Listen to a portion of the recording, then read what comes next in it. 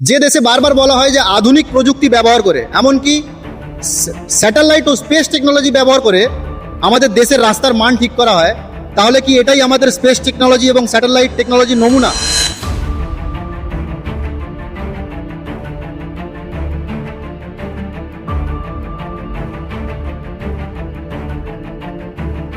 এই রাস্তা দিয়ে গাড়ি চলছে নাকি প্রতিদিন চলছে গাড়ি চালকদের পরীক্ষা? ছবিটা হাওড়ার ধুলাগড় আলমপুরের। আচ্ছা বলুন তো, আপনাদের দেখে মনে হচ্ছে এটা কি সার্ভিস রোড, না গাড়ি চালকদের জন্য একটি অ্যাডভেঞ্চারার রোড তৈরি করা হয়েছে?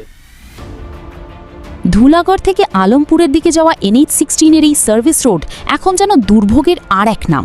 রাস্তার দিকে তাকালেই চোখে পড়ছে একের পর এক বড় বড় গর্ত, আর সেই গর্ত সামলাতে গিয়েই বিপাকে পড়ছেন গাড়ি চালকরা।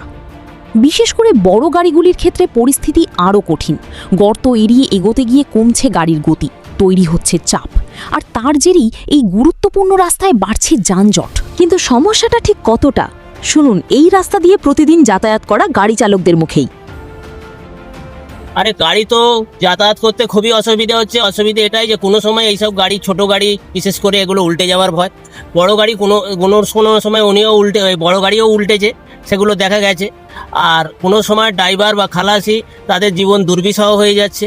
তাদের মানুষের শুধু জীবিকা নির্বাহের জন্য যেতে হচ্ছে, কিন্তু খুব কষ্টকর প্রত্যেক দিন। শুধু অভিযোগ নয়, প্রতিদিনের যন্ত্রণার ছবিটাও স্পষ্ট তাদের কথায়।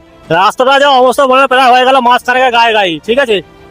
এমন রাস্তা যে চালা লোক যে হেঁটে যাবে তার অবস্থা খুবই খারাপ। জ্যাম তো এইদিকে যেরকম অবস্থা, এখান থেকে আপনার আলমপুর পার করলে যে অবস্থা, ও আলমপুর থেকে নিয়ে ওই পারে যে পেট্রোল পাম্পের সামনে, পেট্রোল পাম্পের সামনে ওইখানে যাওয়া দুর্দশা বলার মতো নয়। যখন তখন এখানে অ্যাক্সিডেন্ট হচ্ছে, যখন তখন। প্রশ্ন উঠছে, গুরুত্বপূর্ণ এই সার্ভিস রোডের এমন পরিস্থিতি কেন? রাস্তা তৈরি এবং রক্ষণাবেক্ষণে আধুনিক প্রযুক্তির কথা আমরা বারবার শুনি, কিন্তু মাটির ছবিটা যখন এমন হয় তখন প্রশ্নটা থেকেই যায়। যে দেশে বারবার বলা হয় যে আধুনিক প্রযুক্তি ব্যবহার করে, এমনকি স্যাটেলাইট ও স্পেস টেকনোলজি ব্যবহার করে আমাদের দেশের রাস্তার মান ঠিক করা হয়, তাহলে কি এটাই আমাদের স্পেস টেকনোলজি এবং স্যাটেলাইট টেকনোলজির নমুনা? উন্নত প্রযুক্তির সেই রাস্তা যদি বাস্তবে এমনই হয়, তাহলে এই গর্তগুলোর খবর কি এখনো পৌঁছয়নি দায়িত্বপ্রাপ্ত কর্তৃপক্ষের কাছে?